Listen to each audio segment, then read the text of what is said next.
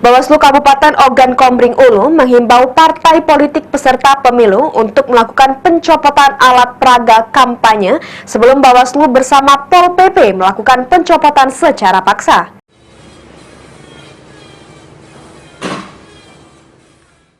Keberadaan alat peraga kampanye yang terpasang di wilayah Batu Raja, Kabupaten Oku, menjadi perhatian Bawaslu setempat.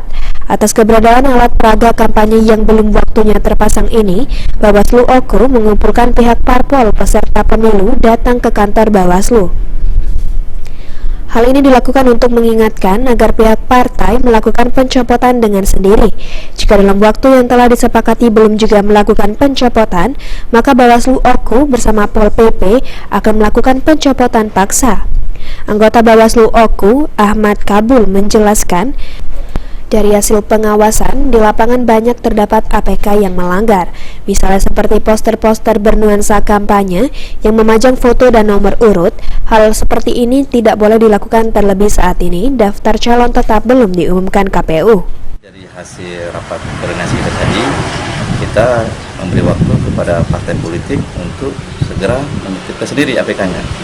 Kalau dalam jangka waktu kurang lebih 1 minggu mereka tidak, maka Bawaslu akan berkoordinasi sama PP akan sama-sama menentukan APK tersebut.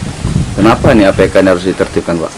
Ya, karena sekarang ini di khusus Kabupaten Batu Raja ini kan sudah banyak sendiri APK yang bertebaran, Pak. Sedangkan untuk sekarang ini belum masuk tahapan kampanye. Oleh karena itu kita himbau kepada pimpinan partai untuk segera melepas.